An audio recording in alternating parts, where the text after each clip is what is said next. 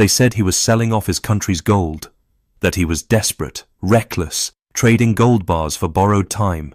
But what if Captain Ibrahim Troyrre wasn't buying survival? What if he was forging a weapon? Hit subscribe for more stories where Africa stops begging and starts building. For years, the narrative was simple. Troyrre in Burkina Faso, Traoré in Mali, two military leaders grasping at gold to stay afloat. Western analysts scoffed. They painted it as panic, a final gasp from so-called junta regimes. But it wasn't panic. It was strategy, and behind the mockery was something colder, jealousy. Because for decades, France, the US, and ECOWAS had kept Burkina Faso on a short leash. They decided what weapons it could own, who it could buy from, and whether it was stable enough to protect itself. It wasn't partnership, it was permission, and Troyrre burned the permission slip. He kicked out French troops once hailed as peacekeepers, but long suspected of guarding chaos, not order. For years, French-linked companies quietly extracted gold from regions riddled with insurgents. Insurgents no one seemed in a hurry to defeat. Then came the ECOWAS withdrawal. Troyrre didn't flinch. He called it what it was, a regional club turned compliance agency. And then came April 16th, 2025. A coup attempt in the dead of night. Gunfire, confusion, an assassination plot designed to kill not just a man, but a doctrine. But Troyrre survived, and what he did next silenced every doubter. He didn't retreat. He boarded a plane to Moscow. No press, no spectacle, just purpose. Not for handshakes, but for hardware. And he didn't return empty-handed. He came back with more than reassurances, more than theory. He brought steel, Turkish Bayraktar AKNC drones, Serbian Nora B-52 howitzers, Chinese MRAPs, armored vehicles built for ambush survival, Russian surveillance systems, Romanian tactical platforms, and all of it was purchased not with debt, not with IMF loans, but with something far older. Gold. Burkina Faso had stopped exporting its soul for foreign approval. It was now using its natural wealth to build a new kind of autonomy, turning gold into guided missiles, turning independence into military dominance. This wasn't an upgrade. It was a revolution. So now we ask the questions no one else will. What if a small West African nation, long overlooked, long undermined, is quietly building one of the most advanced counterinsurgency arsenals on the continent? What if the same drones that reshaped wars in Ukraine and Libya are now flying over the Sahel? What happens when a country no longer begs for protection, but starts buying Turkish AKNC drones, TB2s, Chinese MRAPs, Serbian artillery, and Russian electronic warfare systems using nothing but its own gold? Is this about defense or domination? Is Traoré simply defending Burkina Faso or becoming untouchable? Let's find out. Because Burkina Faso wasn't always in control of its own security. For years, foreign powers called the shots. They decided when and how to deliver support.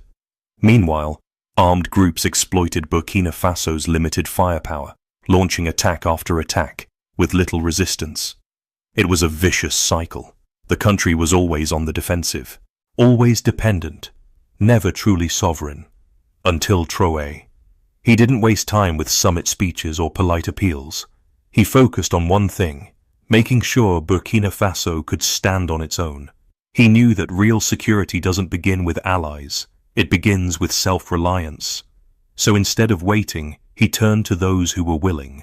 Turkey, China, Serbia, Romania, Russia. But he didn't just buy weapons. He had a plan. Air power to control the skies, heavy artillery to fortify the ground, armored vehicles to strike fast, tracking systems to detect, target, eliminate. This wasn't an arms deal. It was a military reset.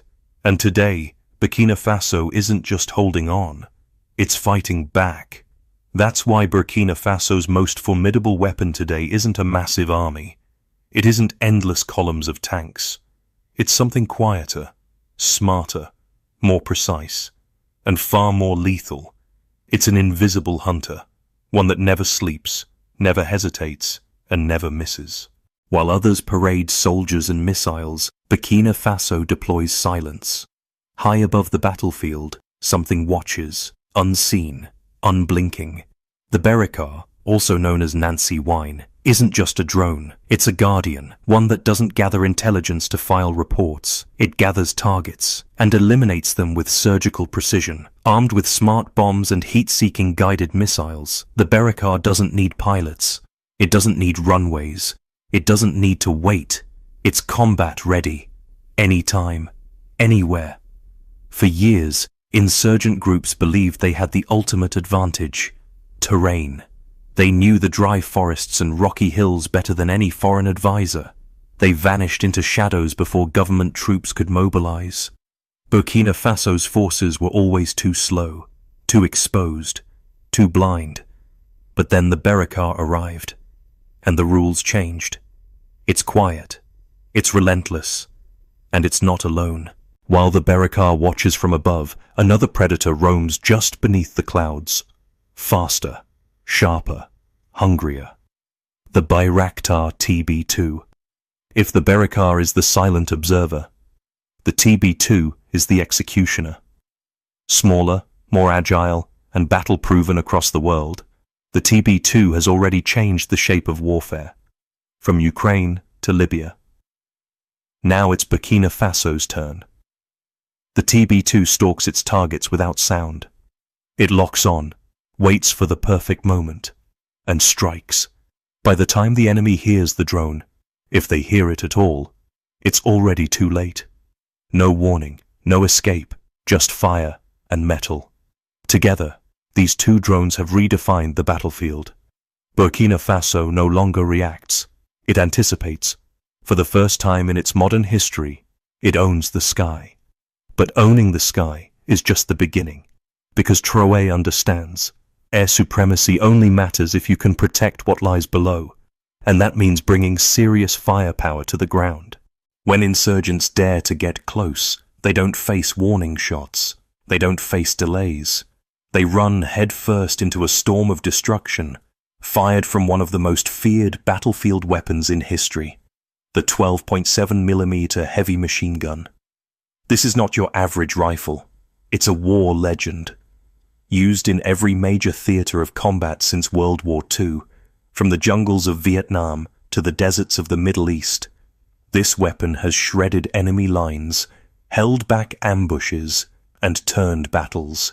And now, it belongs to Burkina Faso. Unlike lighter rifles designed for close-quarter combat, this machine gun fires massive rounds. Bullets strong enough to punch through armored vehicles, rip apart concrete fortifications, and bring down low-flying helicopters. It's not built to stop enemies, it's built to erase them. But Traoré hasn't just stockpiled this weapon, he's integrated it. You'll find it mounted on armored trucks, tactical convoys, and border watchtowers, on every vehicle that moves and every position that matters. These aren't trucks. They're mobile fortresses, built not just to absorb attacks, but to end them before they begin. For years, insurgents relied on speed. They used pickup trucks mounted with guns to strike quickly, ambush convoys, and vanish into dust trails before reinforcements could respond.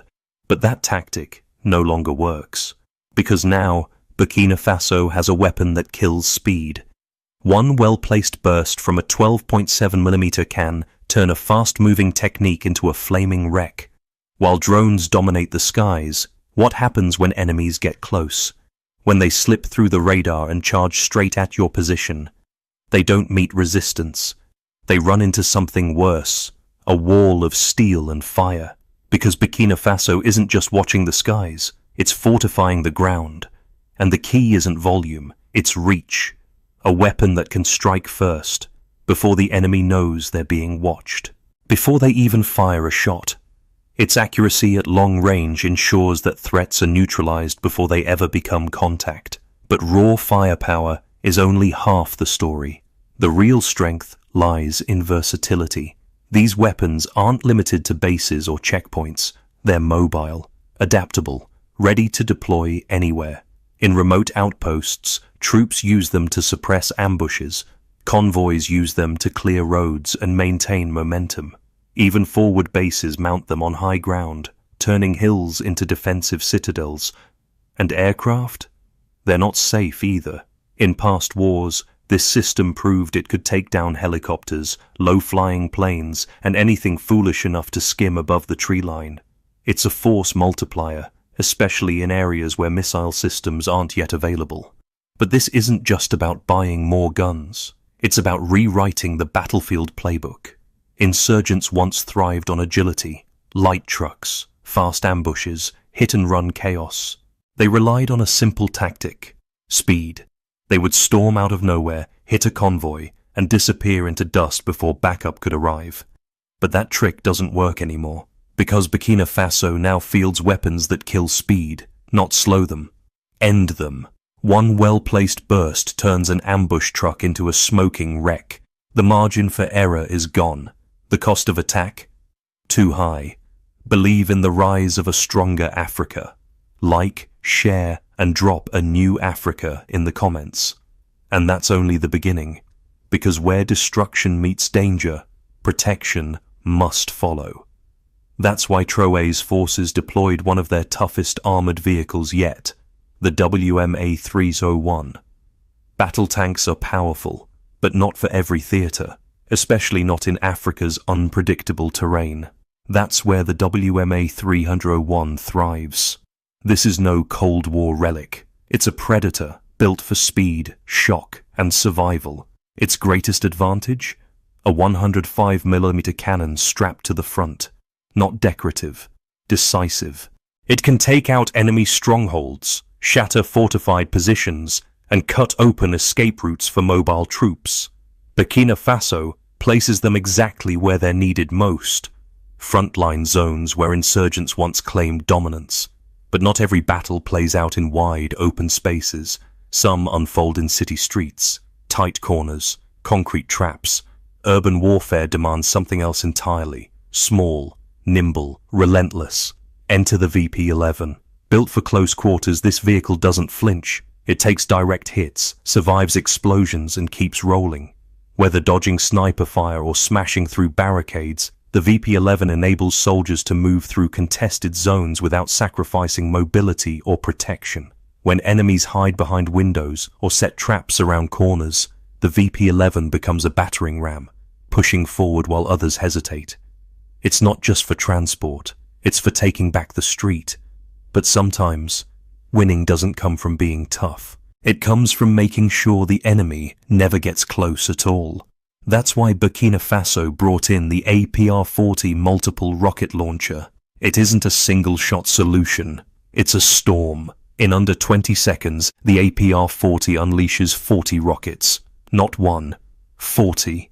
Blanketing the enemy in overwhelming fire, flattening command posts, breaking supply lines, obliterating hideouts.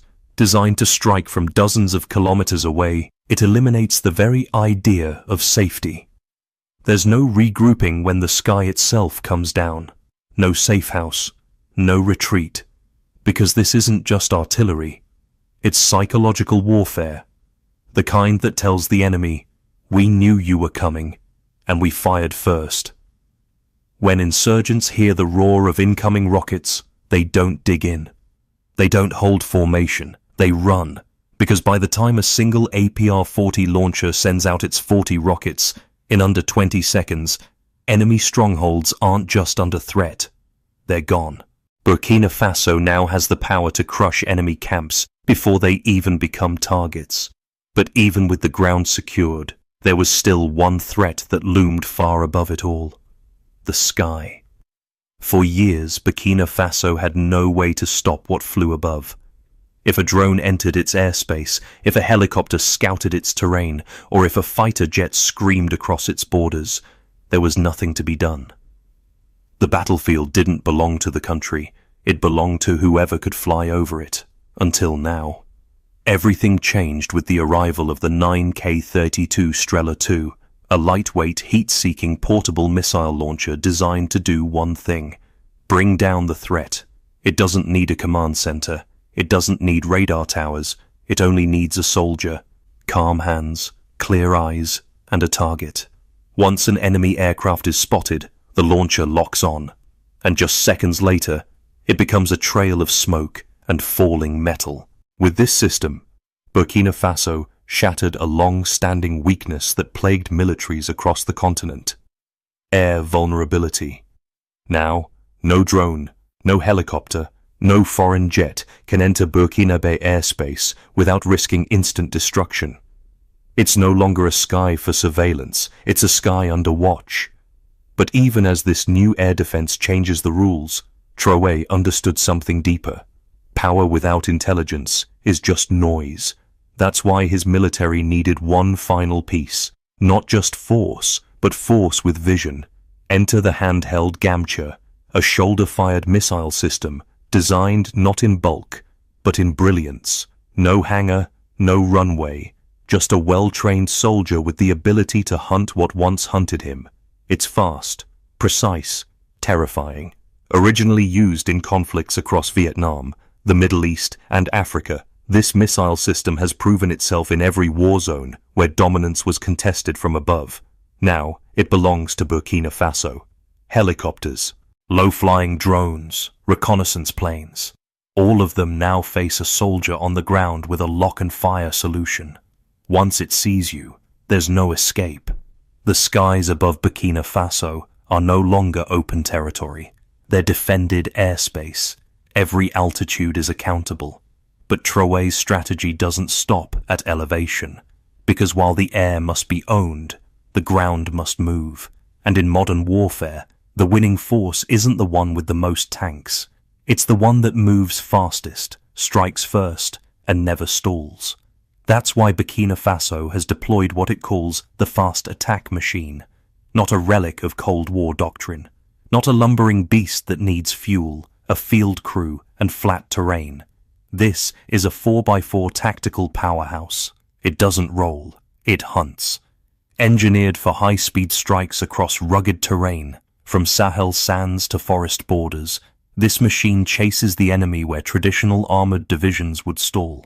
Wars in the Sahel aren't fought in lines, they're ambushed in silence, they vanish in seconds. So Traoré didn't buy a vehicle to stand still, he bought one to keep moving, and never let the enemy vanish again. Whether it's slicing through desert sands, climbing jagged rock formations, or weaving through dense forest trails, this vehicle doesn't slow, it doesn't stall, it doesn't stop, because it wasn't built for display. It was built to move. For years, Burkina Faso's enemies had one key advantage: terrain. They knew the hills and ravines, the riverbeds, the hidden gullies, and they used that knowledge to disappear, into shadows, into places no regular military truck could follow. But this machine changes the equation.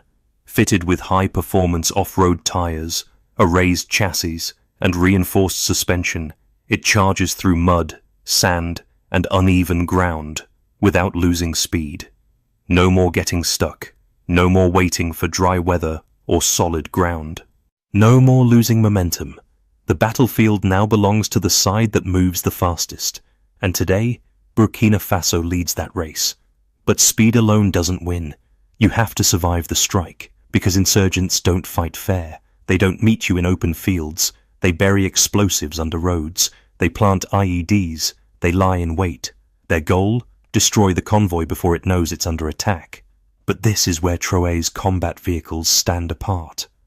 Armoured with thick, blast-resistant plating, outfitted with bulletproof glass, and engineered with a V-shaped hull, specifically designed to deflect explosions away from the crew. Blasts that would rip standard vehicles in two, this one absorbs. It doesn't just survive, it shrugs it off. That's bad news for insurgents who rely on panic ambushes and roadside traps, because now, the attacks that once worked don't. And this machine isn't just a fortress on wheels, it fights back. Mounted with an arsenal of onboard weapons, it can be fitted with heavy machine guns to clear enemy fighters, automatic grenade launchers to break through defenses, and anti-tank missiles to eliminate armored threats.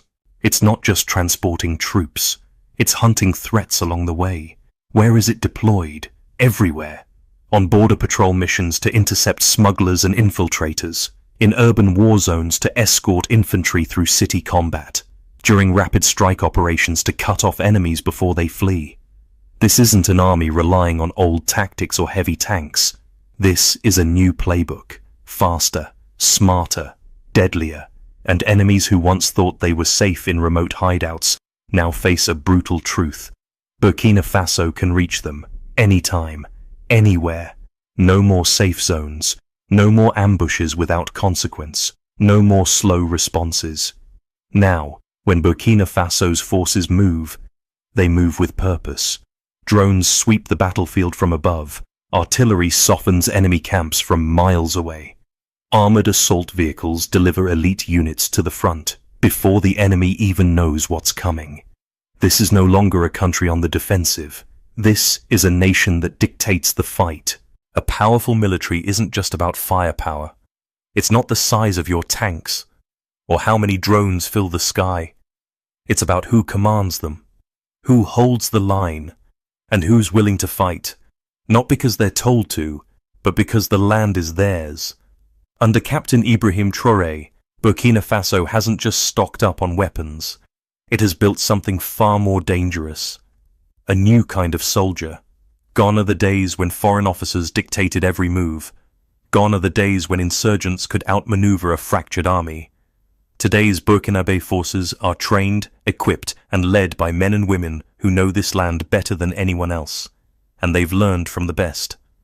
Burkina Faso turned to partners who don't just theorize war, they win them.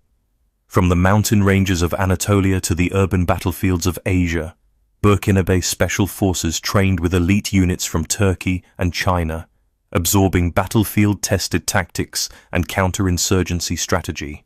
These soldiers don't just defend, they hunt. They deploy drones with lethal precision. They strike first, fast, and coordinated. They execute ambushes that leave no exit. And they control the terrain like insurgents never thought possible. This isn't just a modern army. It's a blueprint for a sovereign military force that no longer waits, begs, or compromises. Under Traoré, Burkina Faso has done what few thought possible. Cut the strings. No more dependency on foreign aid for security. No more begging for drones, bullets, or battle plans. No more playing by rules written in Paris or Washington. Now, the country moves on its own terms, with advanced drone fleets like the Berakar and TB2, armored assault vehicles built for the Sahel, precision artillery that speaks before soldiers do, and a military command that answers only to its people. Burkina Faso isn't just safe, it's sovereign, and every step forward is a message. We don't ask for permission. We don't wait for rescue. We don't fight for others' interests. We fight for our own future. This is the new Burkina Faso, one that doesn't flinch, one that doesn't fold, one that, when challenged, wins. What about you? Do you believe Burkina Faso is finally taking control of its own destiny? And should more leaders choose courage over compromise, like Traoré did? We'd love to hear what you think. Drop your thoughts in the comments.